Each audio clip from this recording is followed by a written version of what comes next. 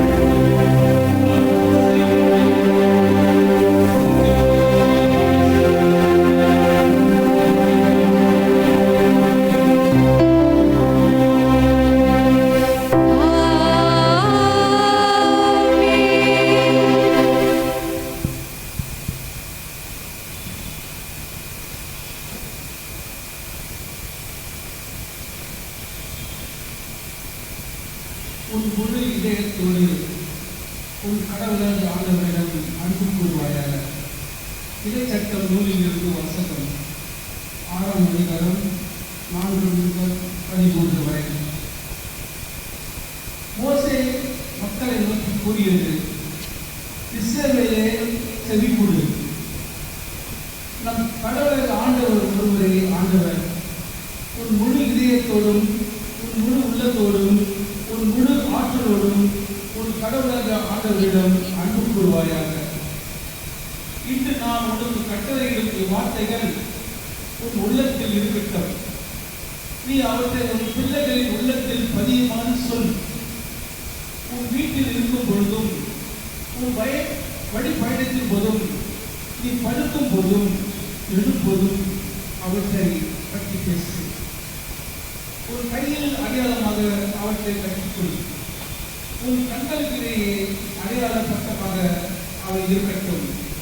உன் வீட்டு கதவு நிலைகளிலும் நுழைவாயில்களிலும் அவற்றை எழுது. மேலும் ஆபிரகாம், ஈசாக்கு, யாக்கோபு என்னும் போதியதற்கு கொடுப்பதாக ஆணையிட்டு கூறிய நாட்டுக்குள் உன் கடவுளாகிய ஆண்டவர் உன்னை புகழச் செய்யும் போதும் நீ கட்டி எழுப்பாத பரந்த வசதியான நகர்களையும் நீ நிரப்பாத எல்லா செல்வங்களால் நிறைந்த வீடுகளையும் நீ வெட்டாத பாறை கிணறுகளையும் நீ நடாத திராட்சை தோட்டங்களையும் ஒலிவு தோப்புகளையும் அவர் உனக்கு கொடுக்கும் போதும் நீ உண்டு நிறைவு கொள்ளும் போதும் அடிமைத்தன வீடாகிய எகிப்து நாட்டிலிருந்து உன்னை வெளியே கூட்டி வந்த ஆண்டவரை மறந்து விடாதபடி கவனமாக ஒரு கடவுளாகிய ஆண்டவருக்கு அஞ்சி நட. அவருக்கு பணிந்து அவர் பெயராலே ஆணையிடு. ஆண்டவரின் அருள்வாக்கு. இறைவனுக்கு நன்றி.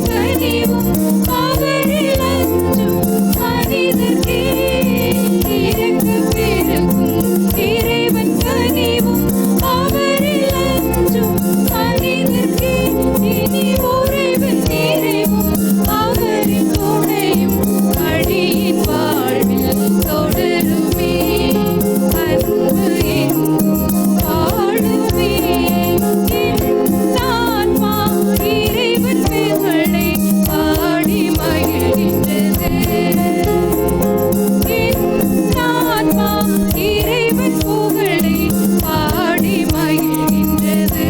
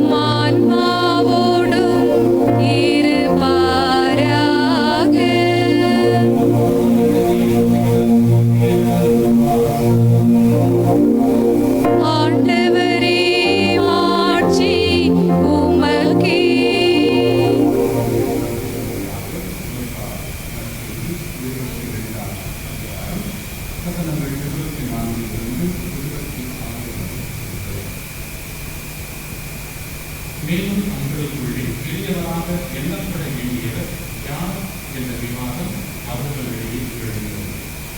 இயேசு அவர்களிடம், சிறையிலத்தவரின் அரசர்கள் மக்களை அடக்கி ஆடுகின்றார்கள், அதிகாரம் காட்டுகின்றார்கள், நன்மை செய்பவர்கள் என அழைக்கப்படுகின்றார்கள். ஆனால் நீங்கள் அப்படி செய்யலாகாது. உங்களுள் பெரியவர் சிறியவராகவும் ஆட்சி புரிபவர் தொண்டு புரிவதராகவும் மாற வேண்டும். யார் பெரியவர்?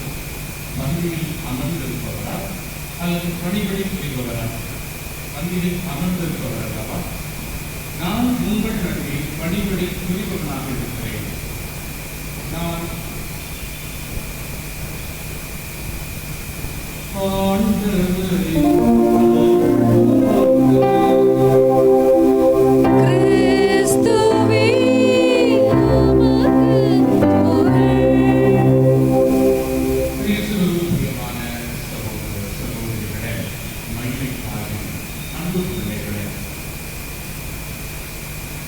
சிந்தனையாக நம்முடைய தாய் மயிலைத்தாய் அன்னை மரியாள் தன்னிகரில்லா தலைமை பண்பு கொண்டவர்கள், தன்னிகரில்லா தலைமை பண்பை கொண்டவர்கள் நம்முடைய தாய் என்ற தலைப்பில் சிந்திக்கிறது. நல்ல தலைவர் என்பவர்கள், நல்ல தலைவருக்குரிய பண்புகள் என்ன? இன்னைக்கு நாம வாழ்க்கை சமுதாயத்தில் எத்தனையோ தலைவர்கள் இருக்கிறாங்க இல்லையா?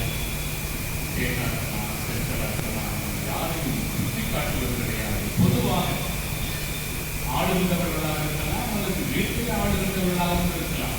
யாராக இருந்தாலும் ஆளுகின்றவர்கள். அவருடைய பண்புகள் எப்படிப்பட்ட பண்புகளாக இருக்கிறது?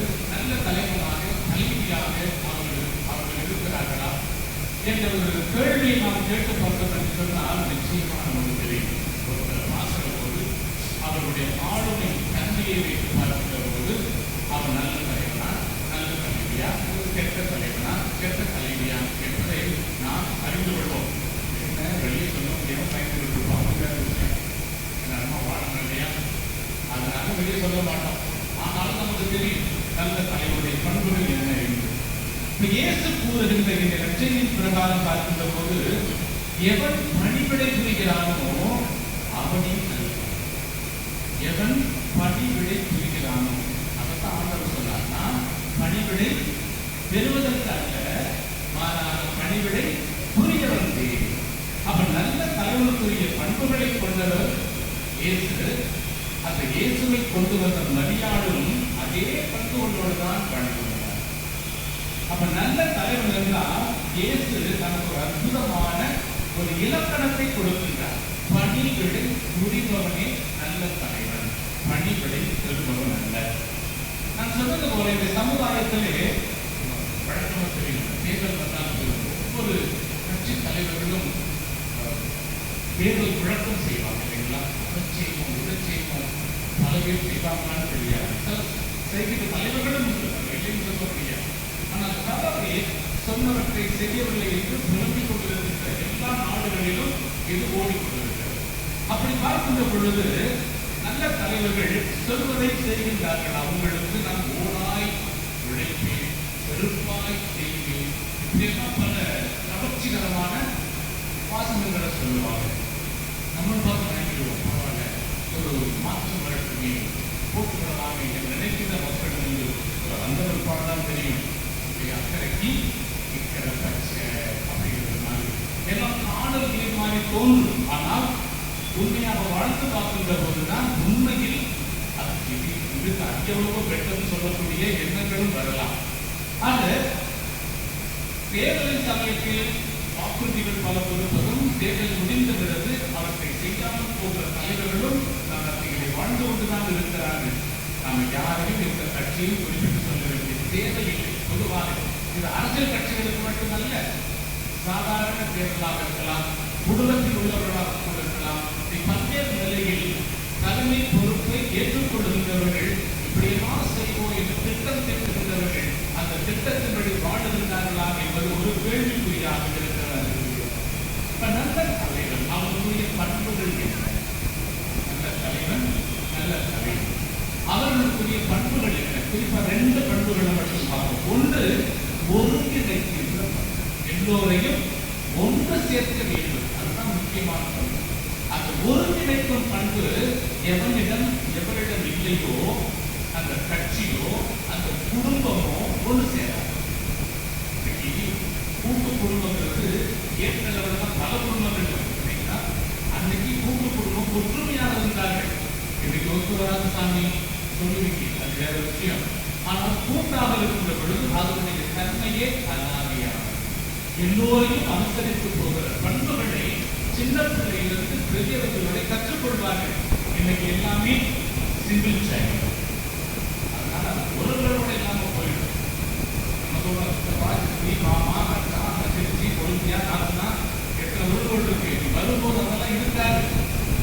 நான் ஒரு ஒரே ஆளுதான், எனக்கு பின்னாடி உறவுகள் கிடையாது. சில காலம் போனா ஆண்டிக்கே வேலை இருக்காது, ஏன்னா யாரையும் இருக்க மாட்டாங்க. அதை எப்படி ஒருங்கிணைப்பு? குடும்பத்தை ஒருங்கிணைக்கவும் அல்லது ஒரு நிறுவனத்தை ஒருங்கிணைப்பதற்கும் எவருக்கு தகுதிகள் இருக்கிறதோ அவன் தான் நல்ல தலைவனாக இருக்கும், அதுக்கு இருக்க முடியும். அப்படி பார்க்கின்ற பொழுது இயேசுவுக்கு பிறகு அவருடைய சீடர்களை ஒருங்கிணைத்த பண்பு யாருக்கு இருந்தது? அன்னை மரியாள். அன்னை மரியாள் தான் இயேசுவுக்கு பிறகு அவருடைய சீடர்களை எல்லாம் கொண்டு சேர்த்தார். ஆமாவா இல்லைங்களா? இயேசுனுடைய இறப்புக்கு பிறகு இயேசுனுடைய சீடர்கள் ஒன்றாக இருந்தார்களா, பிரிந்து போனார்களா? பிரிந்து போயிட்டாங்க இல்லையா? சில பேர் ராத்திரி காலம் ஓடி போயிட்டாங்க, போனாங்கல்ல, இயேசுவை கூட்டிட்டு வந்தாங்க. ராயப்பூர் நான் மீன் பிடிக்க போறேன், பழைய தொழிலுக்கு போறேன் போனாங்க. இயேசு இறந்த உடனேயே அந்த இயேசு மீட்புக்கு பிறகு கூட அவர்கள் இயேசுவின் மீது நம்பிக்கை வைத்து அவர் விட்டு சென்ற பணியை முன்னெடுத்து செல்ல முடியவில்லை. பயம் அவர்களை ஆட்கொண்டது. எங்கள் உயிருக்கும் ஏது வந்துவிடுமோ என்ற ஒரு அச்சம் அவர்களுக்கு ஏற்பட்டது. எனவேதான் இயேசுவின் இறப்பிற்கு பிறகு இயேசுவின் உயிர்ப்பிற்கு பிறகு கூட அவர்கள் ஒன்று சேரவில்லை. அந்த அறையில் ஜெபித்த பொழுது கூட அறைகளை திறந்து வைத்து ஜெபிக்கல, மூடி வச்சுட்டு தான் ஜெபிச்சாங்க. பயம். அப்ப இவ்வாறு பிரிந்து கிடந்தவர்களை எல்லாம் ஒன்று சேர்ந்தது அன்னை மரியாள். அன்னை மரியாள் அவளுக்கு பல பெயர். இன்னைக்கு நாம மயிலாப்பூர் சொல்றோம், மரியாள் ஒருத்தர் தானே. அந்த மரியாள் தான் அந்த பயந்து கிடந்த அத்தனை சீடர்களையும் ஒன்று சேர்த்து ஜெபித்தார். அவ்வாறு அன்னை மரியாள் அவர்களை ஒன்று சேர்த்த பொழுதுதான் யார் இறங்கி வந்தார்? ஆவியானவர் இறங்கி வந்தால் பெந்தெகோஸ்தே திருவிழா அங்கே கொண்டாடப்பட்டது. அப்ப தலைமை பண்புகளில் சிறந்த முக்கியமான ஒரு பண்பு ஒருங்கிணைக்கின்ற பண்பு. அப்ப அத்தனை சீடர்களை ஒருங்கிணைத்த தாய்தான் என்று நம் அனைவரையும் இன்றும் ஒருங்கிணைத்து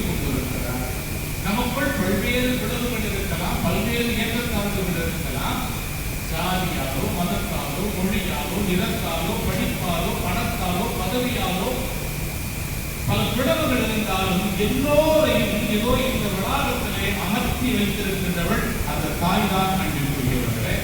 அதை நாம் மறந்து விட வேண்டாம். அப்ப அன்னை மரியாள் ஒருங்கிணைக்கின்ற ஒரு தாயாக. இரண்டாவது நல்ல தலைவன் தலைவிக்குரிய பண்பு என்பது உடன் இருக்க. உடன் இருக்க வேண்டும்.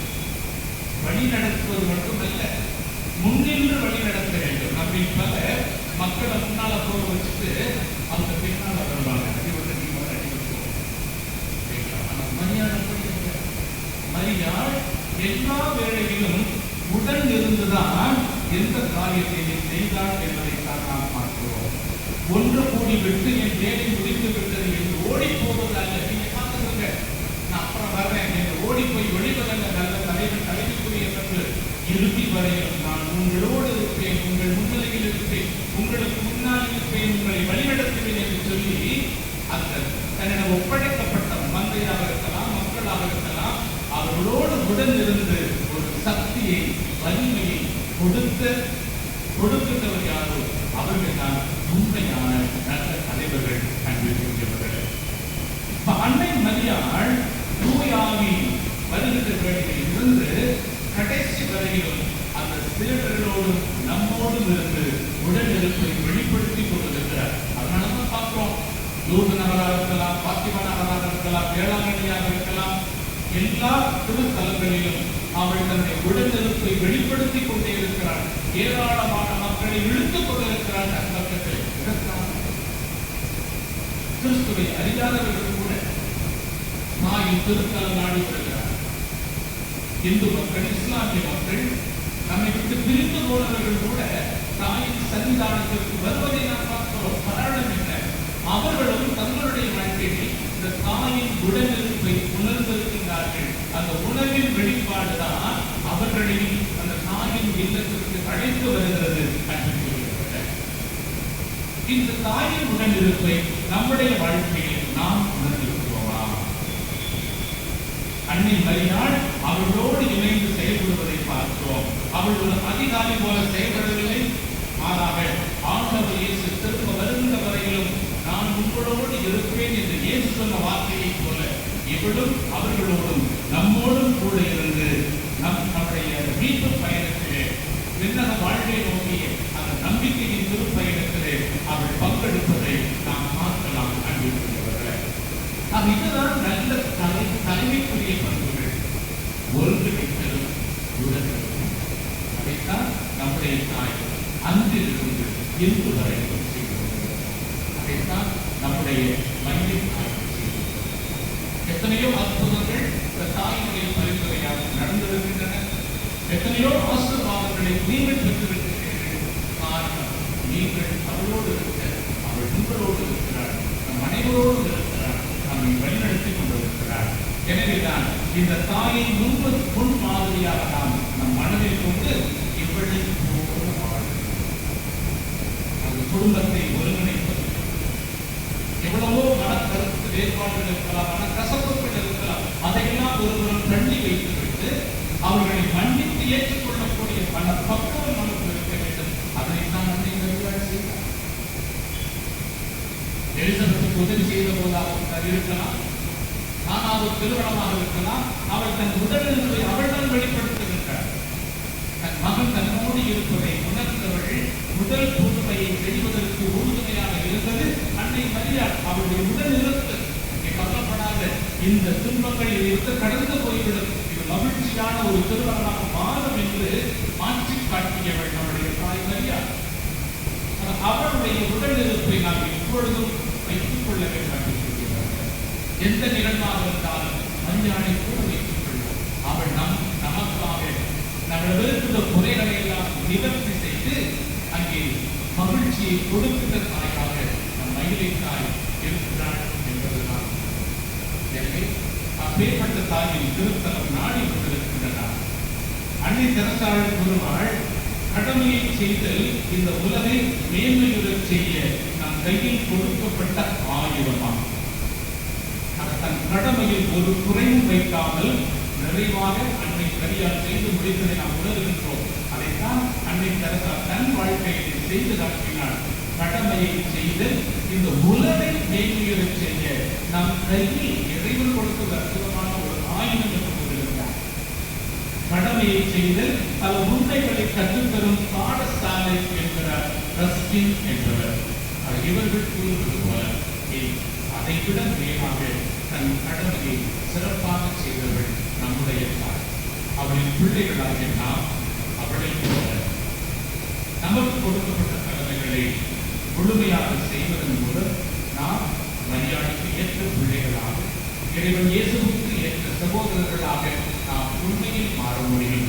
அப்போதுதான் நாம் நம்முடைய தாய்க்கு பெருமை சேர்க்க முடியும். அன்பிற்குரியவர்களே, அப்பேற்பட்ட பிள்ளைகளாக வாழ தேவையான வரத்தை இறைவன் நமக்கு தர வேண்டும் என்று சொல்லி நம் மயிலை தாயின் பரிந்துரையின் மூலமாக இறைவன் தந்து வழிநடத்த தொடர்ந்து நாம் ஜெபிப்போம்.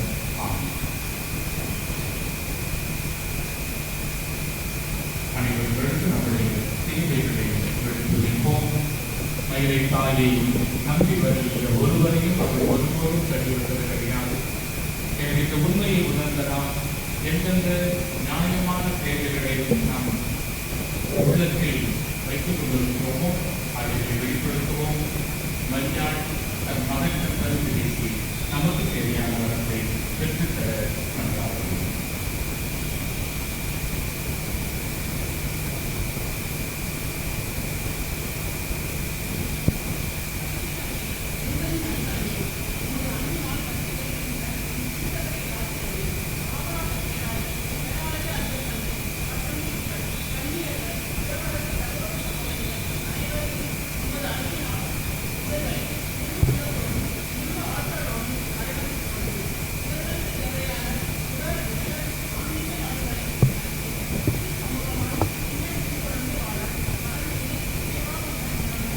ஆண்டவரே, எங்கள் மன்றாட்டை கேட்டருளும்.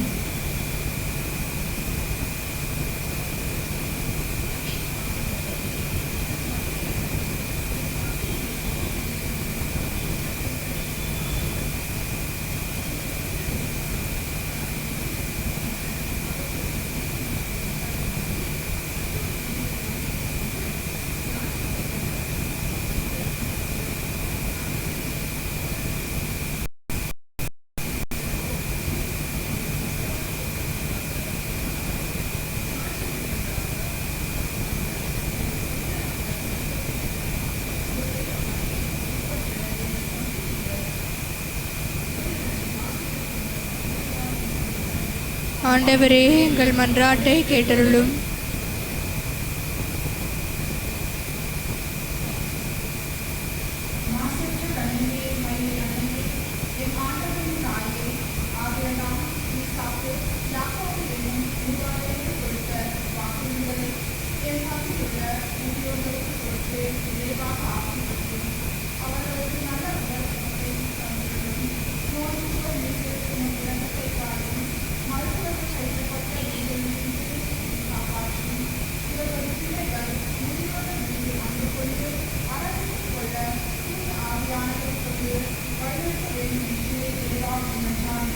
ஆண்டவரே, எங்கள் மன்றாட்டை கேட்டருளும்.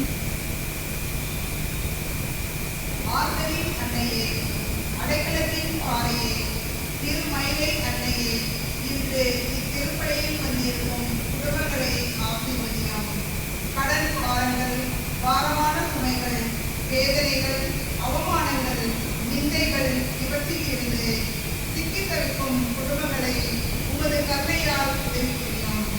தீய சக்தியில் மூழ்கி இருக்கிற குடும்பங்களையும், நோயினால் படுக்கையில் இருக்கின்றவர்களையும் குணமாக்கும் புனித மயிலை அன்னையே, எங்களை இரக்கத்தோடு காப்பாற்றும். ஒவ்வொரு குடும்பத்திற்கும் சமாதானத்தையும் சந்தோஷத்தையும் தந்தரணும். நம்பிக்கையற்ற உயிரழிந்த நம்பிக்கையாளர்களை பார்த்து, உங்கள் நம்பிக்கை குறைவுதான், உங்களுக்கு கடுகளவு நம்பிக்கை இருந்தால் உங்களால் முடியாதது ஒன்றும் இல்லை என்று கூறிய ஆண்டவரே, நாங்களும் உன்மீது நம்பிக்கை கொண்டு வாழ வரம் வேண்டி இறைவா உன்னை மன்றாடுகிறோம். ஆண்டவரே, எங்கள் மன்றாட்டை கேட்டருளும். ஞானத்தில் இருக்கிறதே திருமயிலை அன்னையே,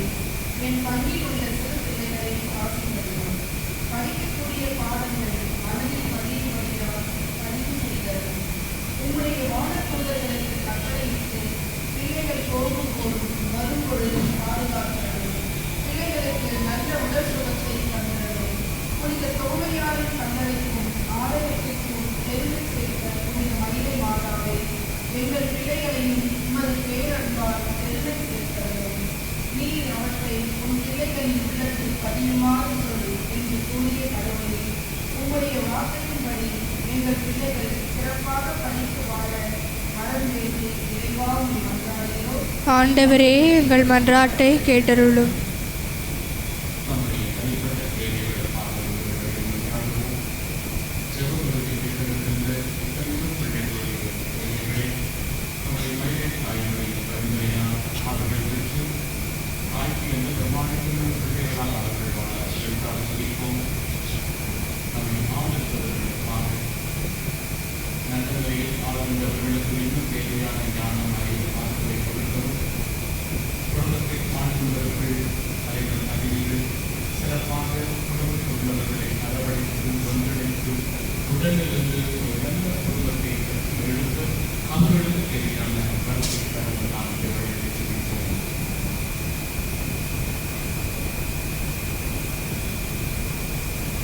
தாயும் தந்தையுமான கடவுளே, எங்கள் உள்ளங்களை ஊழலை காக்கும் ஏழுங்கள் கொடுக்கப்படும் என்று சொல்லியிருக்கிறது. நாங்கள் கேட்பதற்கு முன்னதாகவே கொடுக்கும் கடவுளாக இருக்கிறேன். ஆனால் நாங்கள் நம்பிக்கையோடு கேட்க வேண்டும் என்று சொல்லியிருக்கிறேன். பல சமயங்களில் நாங்கள் நம்பிக்கை எழுந்து ஏதோ நாமல் என்று கேட்பதாக நாங்கள் கேட்பது கிடைக்காமல் நாங்கள் வறுமையில் வளர்ந்து கொண்டிருக்கிறோம், நோய்களில் வளர்ந்து கொண்டிருக்கிறோம்.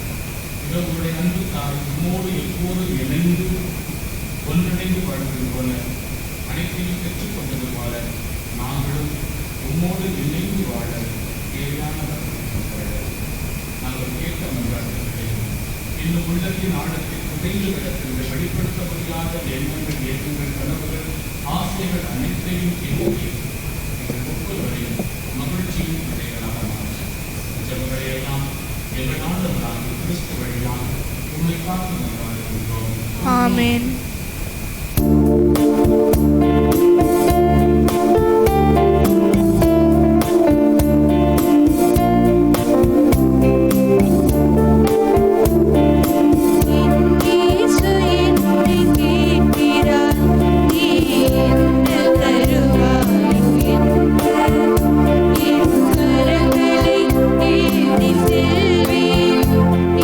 வாழ்வினை அவர் தந்தே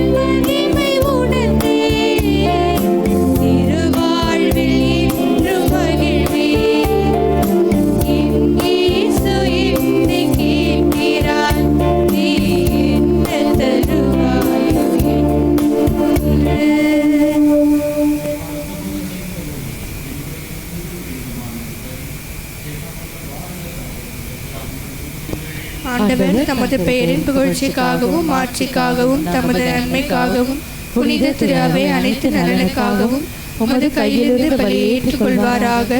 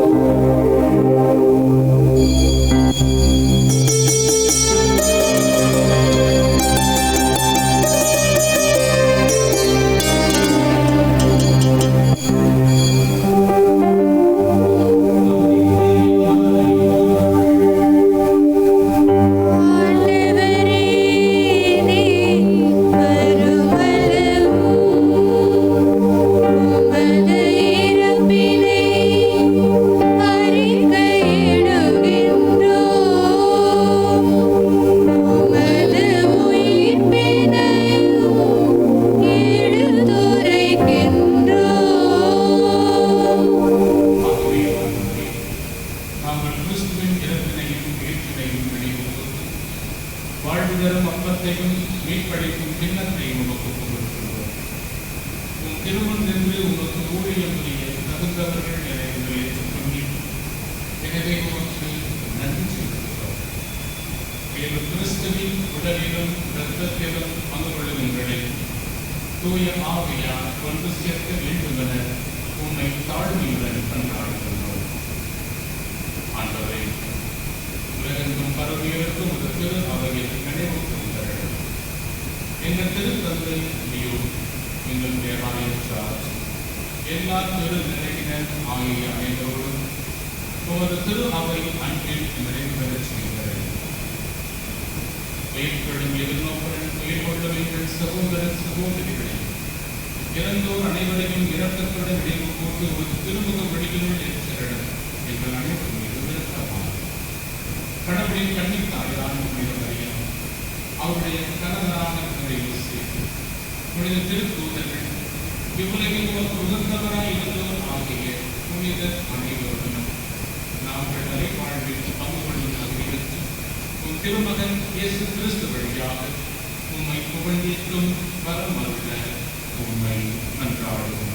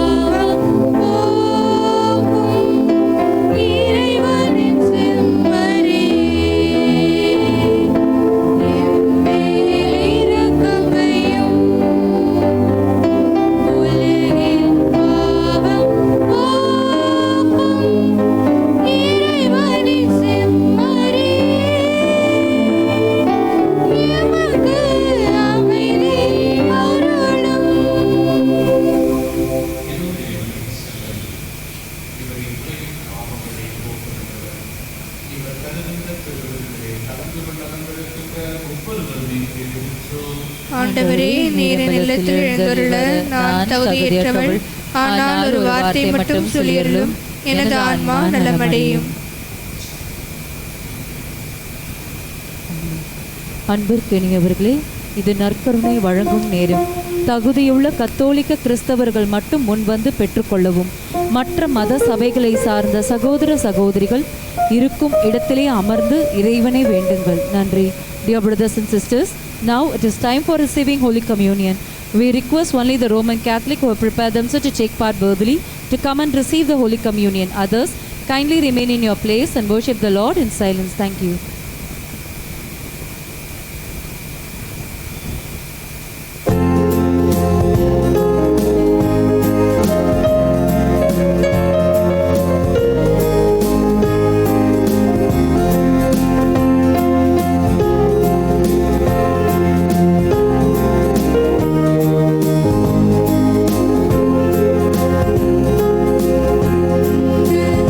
இன்று உணவானது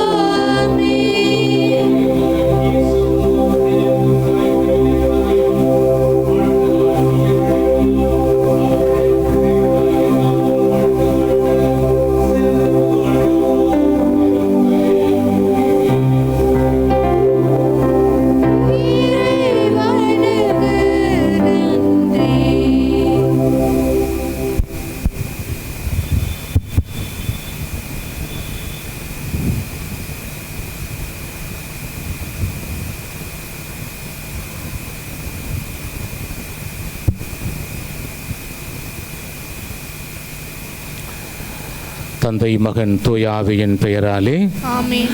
நம் தந்தையாகிய இறைவனின் அன்பும் நம் ஆண்டவராகிய இயேசு கிறிஸ்துவின் அருளும் தூய ஆவியின் நட்புறவும் இவ்விழாவை சிறப்பிக்கின்ற அனைவரோடும் இருப்பதாக. உம் ஆன்மாவோடும் இருப்பதாக. மன்றாடுவோமாக. நம் தாயை உற்று நோக்குவோம். இதோ அவருடைய கண்கள் நம்மை நோக்கி வந்து கொண்டிருக்கிறது. அண்டி வருகின்ற ஒவ்வொருவரையும் ஏற்றுக்கொள்ளுகின்ற தாய் நம்முடைய மயிலை தாய். இதோ அவளுடைய திருவுருவம் தாங்கிய இந்த திருஸ்வரூபத்தை நாம் பவனியாக வரவிருக்கின்ற வேளையிலே இந்த தாயினுடைய பரிந்து பேசுதல் எங்கிருக்கின்ற ஒவ்வொரு பிள்ளைகளுக்கும் கிடைக்க வேண்டும் என்ற உணர்வோடு நாம் கண்களை நோக்கி அவளை நோக்கிய வண்ணமாய் நம் கண்களை பார்த்து கொண்டிருப்போம், கண்களால் பார்த்து கொண்டிருப்போம். மன்றாடுவோமாக. எல்லாம் அல்ல விண்ணக தந்தையே, நீர் படைத்த அண்டங்கள் கோள்கள் யாவும் நீர் குறித்துள்ள எல்லைக்குள் வலம் வந்து உம்மை போற்றி புகழ்கின்றன. என்று நாங்கள் மாட்சி செலுத்துகின்ற, வணக்கம் செலுத்துகின்ற எங்களுடைய மயிலை தாய் வழியாக எங்களுடைய புகழ் அஞ்சலியை நன்றி உணர்வோடும் பெருமகிழ்வோடும் உமக்கு செலுத்துகிறோம். நாங்கள் விண்ணக திருப்பயணர் என்பதை இந்த திருபவனி எங்களுக்கு ஒவ்வொரு நாளும் நினைவுபடுத்தி என்றும் உம்மை நோக்கிய வண்ணமாக நாங்கள் பயணம் செய்ய எங்களுக்கு உதவுவதாக எங்கள் ஆண்டவராகிய கிறிஸ்து வழியாக உம்மை மன்றாடுகின்றோம். ஆமென். அனைவரும் கரங்களை உயர்த்தி அன்னையை வாழ்த்தி பாடுவோம். வாழ்க வாழ்க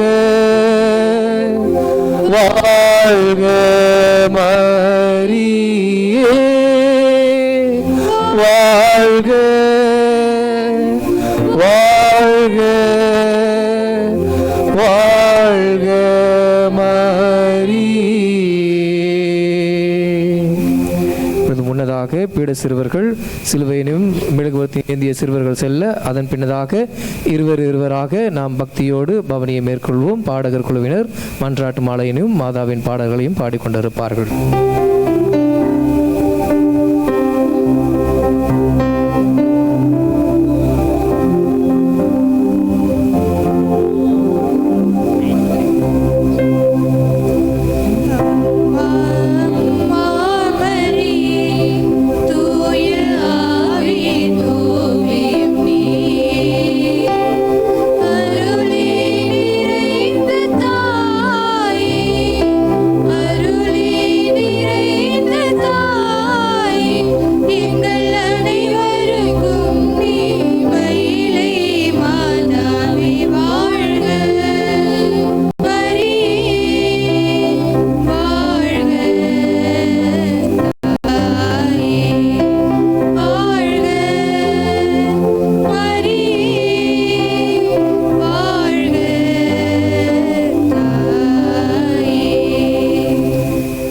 மயிலை மாதா மன்றாட்டு மாலை.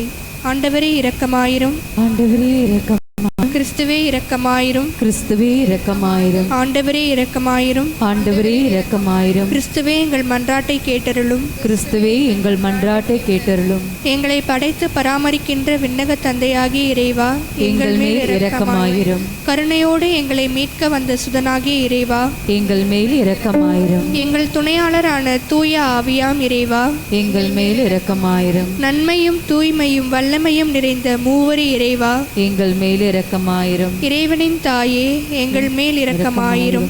இறைவனின் தாயே எங்கள் புனித மயிலை மாதாவே எங்களுக்காக வேண்டிக் கொள்ளும்.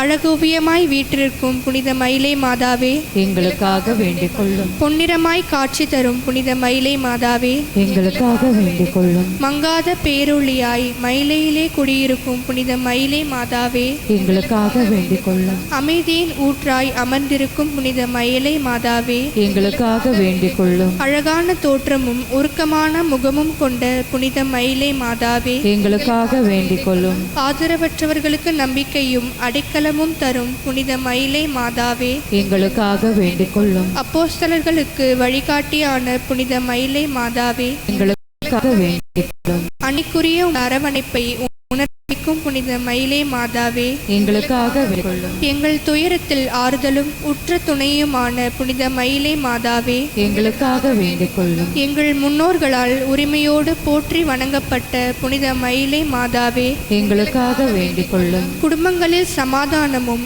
அன்பும் நிலை பெற்று விளங்க காரணமான புனித மயிலை மாதாவே எங்களுக்காக வேண்டிக் கொள்ளும். அப்போஸ்தலர் அனைவரும் தூய ஆவியால் நிரப்பப்பட காரணமான புனித மயிலை மாதாவே எங்களுக்காக வேண்டிக் கொள்ளும். மயிலையில் வீட்டிலிருந்து எல்லா மத மக்களுக்கும் இயேசுவை பகிர்ந்தளிக்கும் புனித மயிலை மாதாவே எங்களுக்காக வேண்டிக் கொள்ளும்.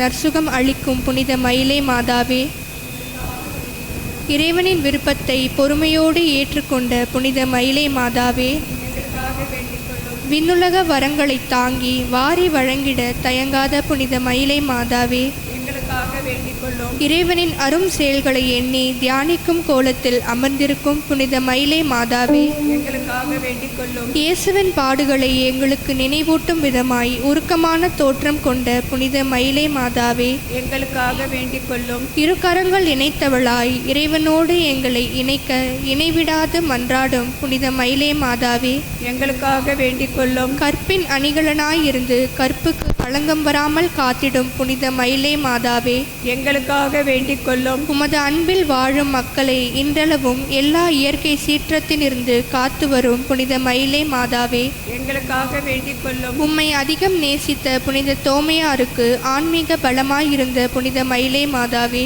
எங்களுக்காக வேண்டிக் கொள்ளும். புனித தோமையாரின் கல்லறை அருகே கனிவோடு காட்சி தரும் புனித மயிலை மாதாவே, எங்களுக்காக வேண்டிக் கொள்ளும். இந்தியாவின் அப்போஸ்தலரான புனித தோமையாரின் கல்லறைக்கும் ஆலயத்திற்கும் பெருமை சேர்க்கும் புனித மயிலை மாதாவே, எங்களுக்காக வேண்டிக் கொள்ளும். புனித சவேரியாரின் ஜெபத்துக்கு செவிமடுத்த புனித மயிலை மாதாவே, எங்களுக்காக வேண்டிக் கொள்ளும். சாத்தானை வெற்றி கொள்ள புனித சவேரியாருக்கு சக்தியை பெற்றுத்தந்த புனித மயிலை மாதாவே, எங்களுக்காக வேண்டிக் கொள்ளும். புனித சவேரியாரின் இறைப்பணி தாகத்திற்கு ஊற்றான புனித மயிலை மாதாவே, எங்களுக்காக வேண்டிக் கொள்ளும். சென்னை மயிலை மறைமாவட்டத்தின் பாதுகாவலியான புனித மயிலை மாதாவே, எங்களுக்காக வேண்டிக் கொள்ளும். உமது பக்தர்களுக்காக இடைவிடாது இறைவனை மன்றாடும் புனித மயிலை மாதாவே, எங்களுக்காக வேண்டிக் கொள்ளும். அண்டி வருவோரை நல்வழி நடத்தும் புனித மயிலை மாதாவே, எங்களுக்காக வேண்டிக் கொள்ளும். பில்லி சூனியம் போன்ற தீய ஆவியின் கட்டுகளில் இருந்து விடுதலை தரும் புனித மயிலை மாதாவே, எங்களுக்காக வேண்டிக் கொள்ளும். எங்கள் எல்லோருக்கும் அன்னையே, இறைவனின் தாயே, எங்கள் புனித மயிலை மாதாவே, எங்களுக்காக வேண்டிக் கொள்ளும்.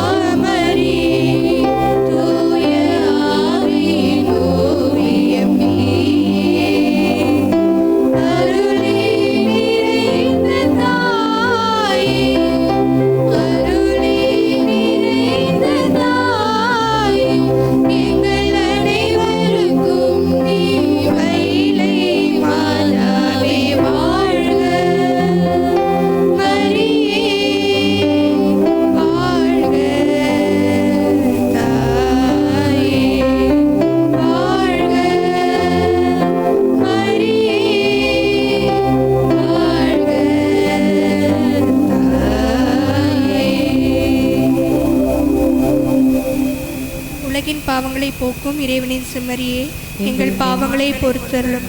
உலகின் பாவங்களை போக்கும் இறைவனின் செம்மறியே, எங்கள் மன்றாட்டை கேட்டருளும். உலகின் பாவங்களை போக்கும் இறைவனின் செம்மறியே, எங்கள் மேல் இரக்கமாயிரும். இயேசு கிறிஸ்துவின் வாக்குறுதிகளுக்கு நாங்கள் தகுதியுள்ளவர்களாகும்படி இறைவனின் அன்னையே எங்களுக்காக மன்றாடும். மன்றாடுவோமாக.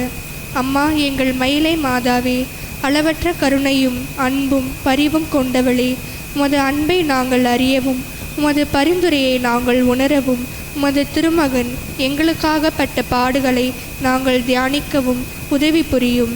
இதனால் நாங்கள் தீய வழிகளை விட்டு விலகி விண்ணக நலன்களை அபரிவிதமாய் பெற்று மகிழ வேண்டிக் கொள்ளும். ஆமீன்.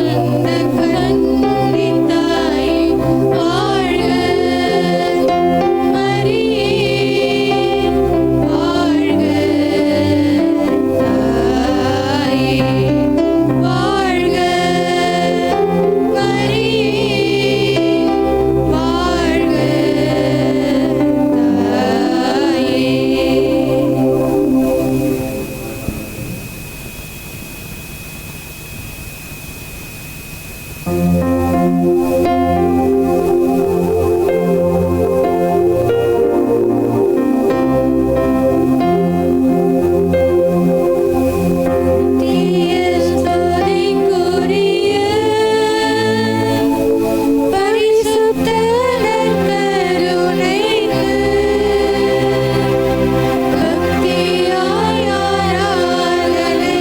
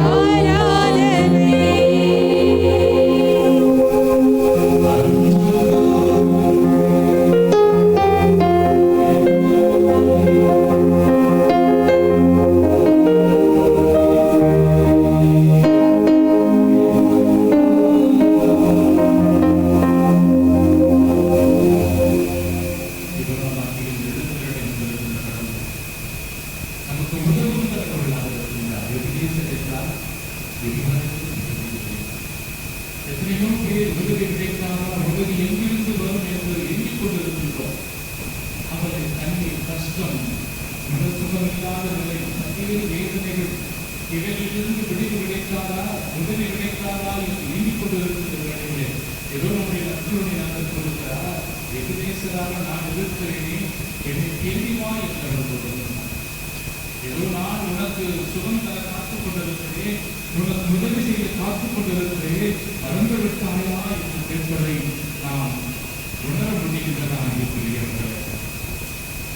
எல்லோரை என்னை காணுகின்ற கடவுள். பல்வேறு சொல்வோம், இறைவன் என்னை கண்டுகொள்ளவில்லை, இறைவன் என்னை மறந்து விட்டார், நான் அவருடைய பார்வையில் இல்லாமல் போய்விட்டேன் என்று பல நாட்கள் கடவுளோடு நாம் தத்துவம் செய்து கொண்டிருக்கிறோம், கடவுளோடு போரிட்டுக் கொண்டிருக்கிறோம், கடவுளோடு சண்டை போட்டுக் கொண்டிருக்கிறோம்.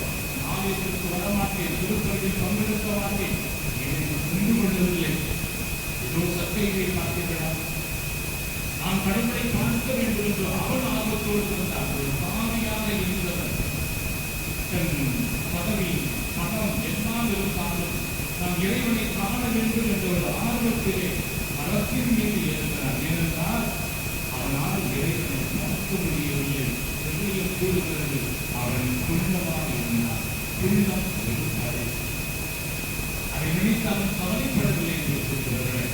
மாறாக அந்த தடையை உடைத்துத்தான் மரத்தின் மீது ஏறுகிறான், ஆண்டவரை பார்ப்பதற்காக. அவ்வளவு கூட்டத்தில் இறைவனை பார்ப்பாரா என்று அவன் நினைக்கவில்லை. நான் பார்த்தால் போது அவன் இறைவன் அவனை பார்க்கிறான்.